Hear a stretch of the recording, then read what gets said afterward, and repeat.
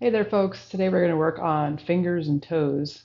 So sometimes we'll touch on this stuff briefly, and I just wanted you to know that the way that this membership works, you have access to 8 weeks. So you don't have to necessarily only do the videos of the week. So if you have issues with your fingers and your toes and you find a video that like this, maybe that helps you out a lot, um, check back in with that video, repeat it as many times as you need to kind of start to feel some improvement. And I'll try to provide some possible options or progressions of things like that. So essentially, like you can do the same thing as long as like if the angle is getting deeper, you keep pushing the angle deeper, or you can add loading to make something harder. Like I did scap cars recently, and that's one of those things that as you get better at those, you can start to load it. So we'll occasionally post more fingers and toes or feet and hands videos, but just so that you know, if you need a video and it's particularly relevant to you and your body, then keep doing that. Okay, so we're going to start off with some cars, and I'm going to kind of I'm making some cars up today. So they're not classic cars; they're going to be finger some random finger cars. And we don't do finger cars, as you guys may have or may not have noticed, but I'm going to use an implement here. So this would be um, a level 2 car because it's kind of assisting me with isolating fingers. So any kind of a ball, I've got a dog Kong here. You can get a lacrosse ball, tennis ball, anything, an orange, an apple. And so we're just going to grab onto this and just lightly hold the ball. So I don't want like a death grip on the ball, just so it doesn't fall out of your hands. And we're going to lift up and make a circle with this finger. You maybe can hear my family in the other side of the room there. So we're just going to make a couple circles back and forth each way. Try to make them nice and smooth, try to make them nice and circular, and then we're going to go middle finger. Sorry, I can't help it. I'm still a child.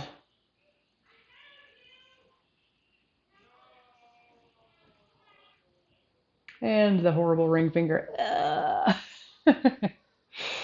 Why is this finger such a piece of crap, right? And so everybody's fourth digit is like, I'm sure that there's a reason for it. It's so bad. Is it stronger? What is it? Down this way? I don't know. It's weird, as they say in Maine and Mass. Okay, pinky, mine pops. It's so funny. Dunk, dunk, dunk, dunk. And thumb.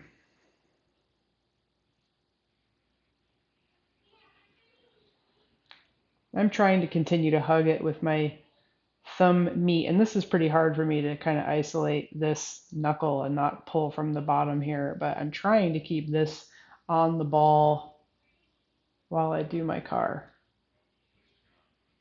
It's like an extra, thumbs have like extra stuff. That's why they're so cool, right? Okay, other side. So, I mean, it is weird. I had somebody ask me that once, why don't we do finger cars? And I don't have a great answer for that. I have some ideas, some concepts. Possibly it's because we are constantly moving our fingers so much that maybe it seems less necessary to take them through their full range. Middle finger. That's one possible reason. The other possible reason would be, I don't know, it's time consuming. I don't know, but we do our toes. But yeah, the toes seem like they need way more help than the fingers, honestly. However, if you have arthritis, I would definitely say that like doing kind of warm up finger stuff would be good. I'm trying to strengthen those little finger muscles I'm onto my pinky. I should probably do more on my, I think I glazed over that one quickly. Glazed over, that might not be the right word. When you don't get a lot of sleep when you have a baby, you like make words up and they seem totally normal to you, but then you look back and watch the video and you're like, did I just totally make that up? I think I made that up. So sorry about that. Okay, and I'm giving myself extra assistance. So that's something that you can also do. When we get to the toes, you might need to do this.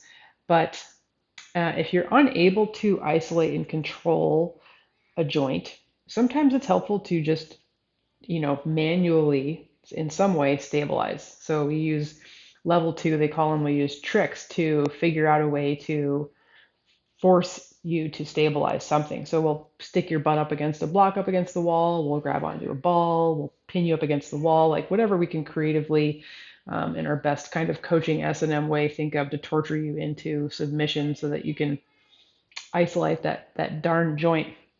Okay, ball aside. Then we're just going to kind of stretch all of our fingers out and then slowly kind of try to ball them up and roll them in and squeeze.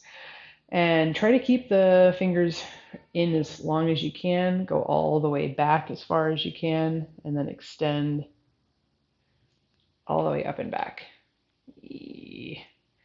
Ball them up, curl them in, out, extend all the fingers, all the digits. Curl back in, curl in, curl in. So kind of one joint at a time all the way down to the wrist.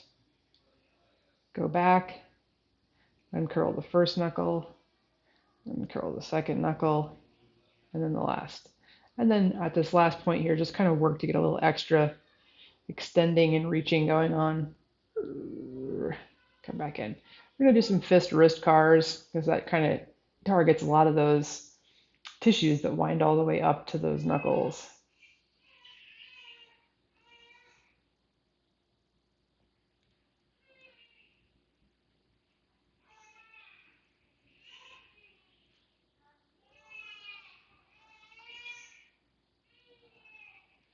Uh-oh, the baby's unhappy.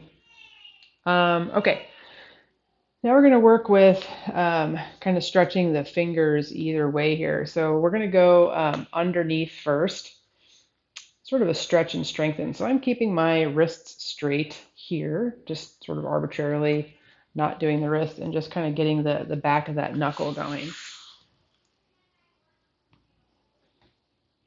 It's like the classic finger knuckle pop scenario here. I can't really get my thumb in. I don't know, maybe I can. How about you do this? Tuck your thumbs in this way and we'll get that additional stretch, unless it causes you to back off of the finger stretch, which it does a little bit for me, so I don't know what to do here.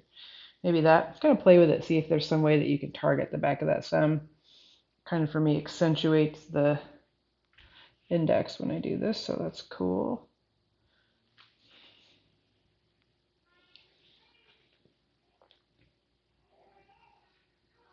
Okay, and then we're just going to work with some strengthening pails here. So we're going to start to basically load up this position with some isometric resistance, pushing the backs of your fingers down into the ground. Push that thumb down into the ground, like you're trying to boing, like pop up out of this. Really try to drive through that weak, wimpy old pinky finger too. Ooh, the T finger. Give it a push. Mine feels pretty weak. That's pretty pathetic. And relax. Okay, then we're going to rails, but we're just going to do a lift off for rails here. So you're going to pick up and try to squeeze in this position. Try to keep your wrists relatively straight and just pull everything up and in. Looking weird. Relax for a second. Come back in and regain our stretch position here. I have to play with the angle so that I get a stretch all the way through my fingers. So if you just kind of go straight on, you might not really be getting enough of a stretch in your all the way through the pinky joint. So kind of play with the angle that you have your hand there to get that all done.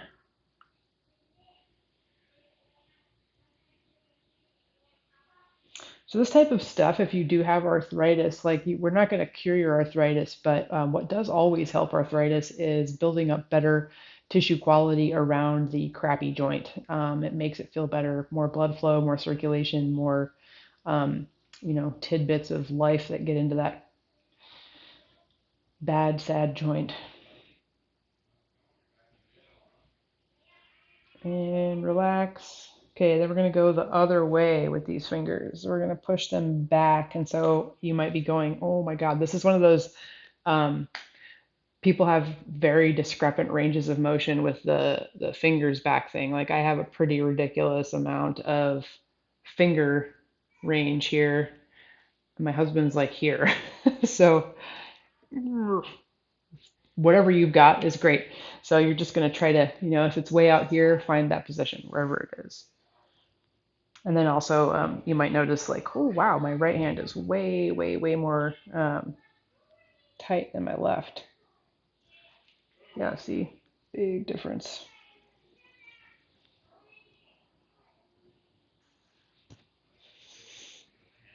He also found that he gets elbow flexor tendonitis, which is that, this inside of your elbow, golfer's elbow, from grip work and pulling and things like that. And he kind of isolated it down to doing pails on his fourth digit flexor, like just kind of doing these really seemed to alleviate his elbow issues.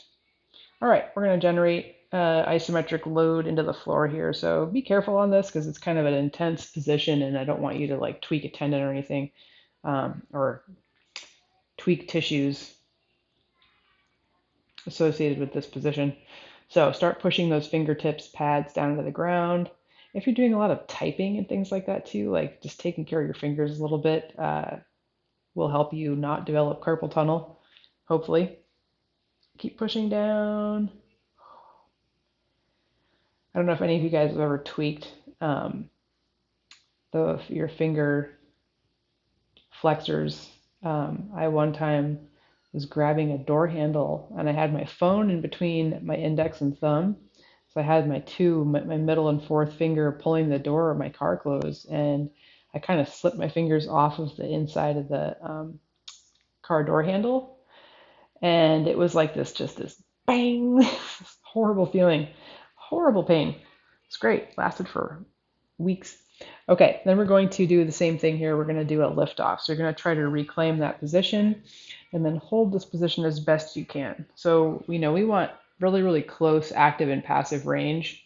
I look like me, a weirdo. If you have a huge discrepancy in, just trying to freak you out now, active and passive range, it's unhealthy. It's less helpful and supportive of that joint, so you're more likely to injure those joints when you do stuff. Okay, put it back down. So we just want to, try to get that as close as we can. It's never going to be like perfect, but what we consider a 1-to-1 ratio is like within like 15 degrees. Some will be closer than others. I found that people have a lot more, like the worst one that I usually see is hip external rotation. And then that whole closing angle, like people being able to lean forward over that front leg in the 90-90, but nobody can hold well, Hunter can, but no, most people can't hold their shin to their chest, especially like bring it up off of the floor and put it back down. So we're working to get there. Okay, so then we're just going to do some finger cars again. So we're going to make a big fist.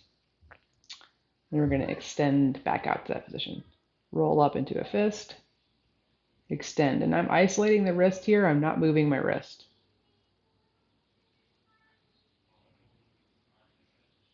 And so they say, in this whole kind of functional range systems deal, that you want to develop joint independence. And not because they only care about joint independence, but because if you have great joint independence, meaning like I can isolate this and just move, whatever joint it is I'm trying to move, the better the independence, an independent function of that joint, the better it plays with other joints. And most of us have joints that don't function very well independently at all. They kind of know what they do in a given task with the other joints, but they don't really have a great, whatever you want to call that, kind of motor map and understanding of like how I individually function and what particular points I need to control around that to allow that joint to move while the others stay stable. It's one thing I thank ballet for, is it really gave me a good ability to isolate stuff. Okay, fingers. Your fingers feel super loose and like jelly. Mine do. They feel like painful jelly, but they'll feel really good later. All right, toe time. Toes. So, toe cars, you guys have all done your toe cars. We're at this point where if you're not able to move your toes, you probably need some help. So, we'll call this a level 2 car. So, if you need to, you can hold your other toes down. And we're going to try to lift and lower our big toe here. So, some of you might not be able to get your toe off the ground. That's okay. Eventually, it will come. You may also have to hold down and lift up because it might really need that much help. And if you do, that's fine. Everybody has to start someplace, right?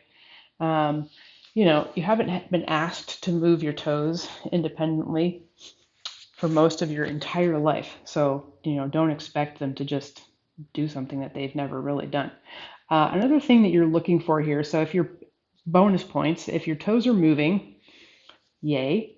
Um, what we're looking for though is straight up and down movement for this big toe. So mine will love to go to the inside, and I'm kind of at that like starting to develop bunions phase. Something weird about having kids and having these bones spread out. It just automatically kind of makes that bunion thing come up, which is so frustrating.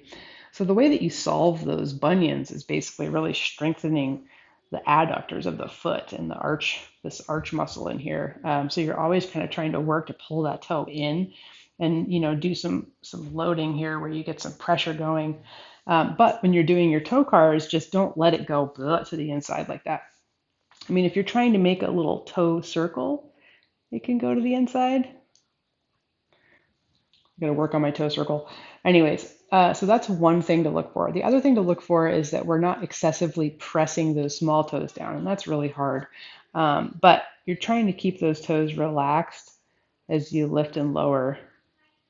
Mine are a little bit relaxed, not as relaxed as they could be. I'm halfway there. And this is something, again, if you don't do these every day, which I often skip my toe curls, I admit, bad. They're not going to be great. But if you're really mad that you don't have control over your toes, the first thing to do is do your toe cars every day. Okay, now we're going to hold the big toes down or not allow them to lift, and then lift the small toes up and down.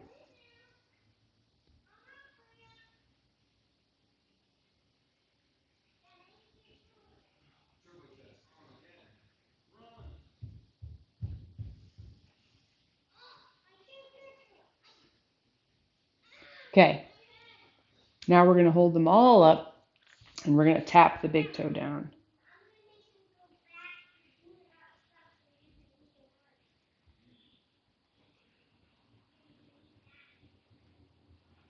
And then hold the big toes up and tap the small toes.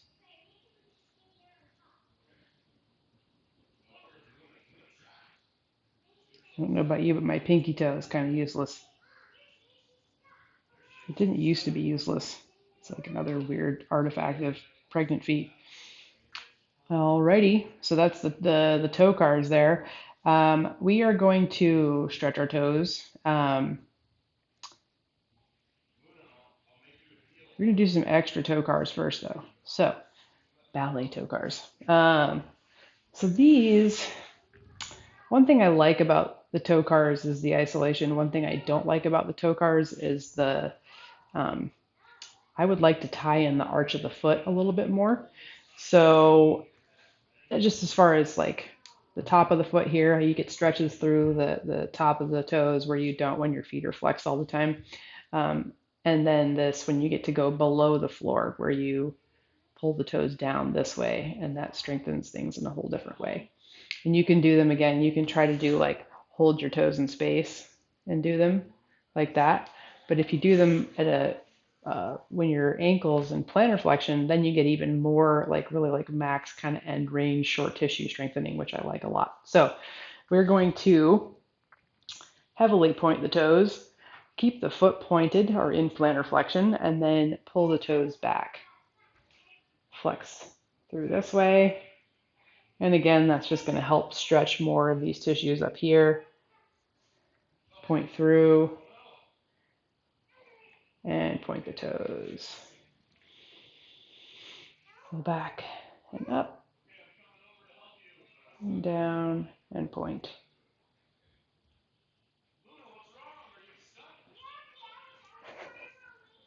I don't know if you guys can hear this through my microphone, the games that are going on in the room behind me. It's really yucky air quality in California with all these fires. They just keep on coming. Okay, so which way do I want to go first? Let's go the regular way that we always stretch our toes. So we're going to grab this old guy here, and however much pressure you want to apply to your toes, and then again, however much you want to come forward. I need to kind of rock to the outside of my feet to sort of get all of the toes going here that way. I try to spread my toes as well if I can. That kind of seems to provide some better tissue access there. Okay, and then we're going to hold this position.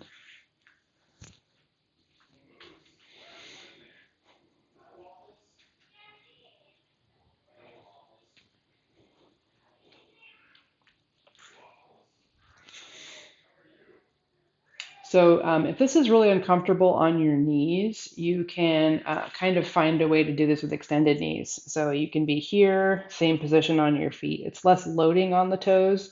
You can also kind of do this standing 1 foot at a time, any way that you can find that's comfortable for you to be basically, inhabit a position for long enough that you can get the toes stretched back this way. Okay, let's ramp up some isometric load into the toes. And so if you have like plantar fasciitis, this is really great. So keep starting to push, spread that contraction into your ankles. I get plantar fasciitis when I have kids from the relaxin. Like once that relaxin starts to spread my feet out, I get immediate plantar fasciitis. And so this, like doing Pale's contractions here in this position, like just completely fixed it with the last kid. So it was great tool to have. And I'm assuming that for regular folks that have plantar fasciitis, this would also be somewhat miraculous. So if you have plantar fasciitis, I'm not going to say that word again, you should do this really, really frequently. And you also might want to do this for longer. So you could pause this video and hang out in these stretch positions longer than I'm doing. You could go up to 6 minutes. 3 on the front end and then 3 after the Pales and Rails contractions. Okay, relax. And then we're going to do a embarrassing demonstration of not the best active range here, but just lift off and hold for your rails. Pull back, pull back, pull back, pull back. And relax and do it again for one last stretch. I'm doing kind of the most abbreviated stretch that I can in these videos just to get us through them. So if you want to spend more time in it, just pause and hang out.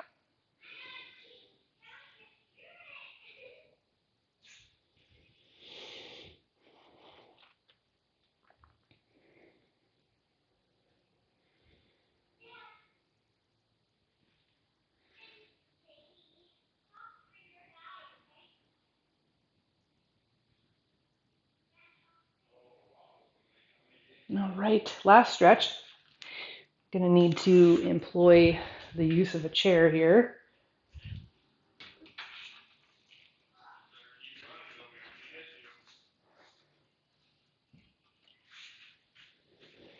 Okay.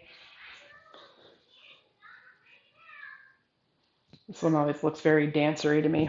You probably can't see my face, but that's probably fine. We're going to, dance on our toes, basically. Do. Brutal. So just getting into this position, you probably now have much greater appreciation for any of those people that you've ever seen barefooted. So point shoes don't count because they have glued canvas that holds your toes straight. But the people that have kind of jumped around on the back of their toes like this, oh, I always think of Baryshnikov in the movie White Nights. He does this folk dance at one point, and he's just like jumping on the backs of his toes. It's like, oh God, he's a beast.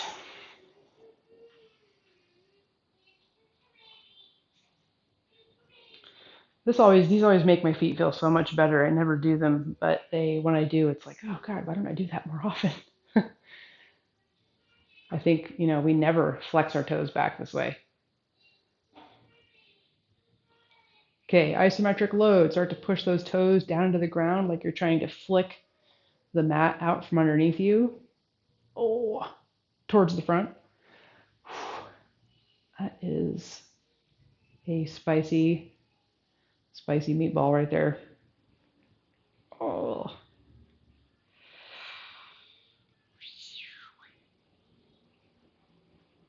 Ooh. I don't feel like that was very strong of a push.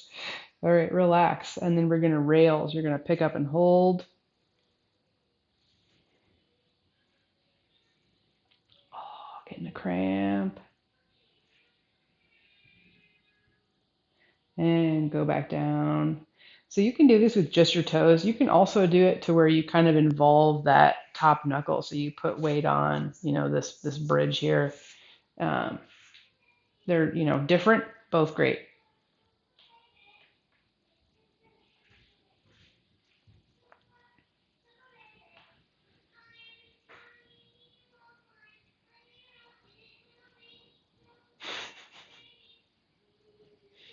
I can't hear exactly what she's singing about, but it's pretty funny.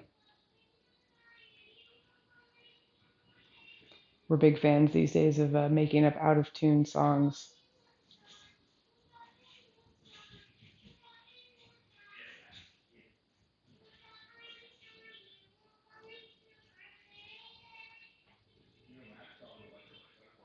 Okay. Eee. All right, so we're just going to do our toes back and forth. Oh, I feel like they're sounding creaky now. Feel better later. Lift off and hold. That's better. And then come through, lift off and hold. So I'm just touching down a little bit to get a little more range, and then lift off. And come back the other way and lift off. All right. Toes and fingers in the books for you guys. See you soon.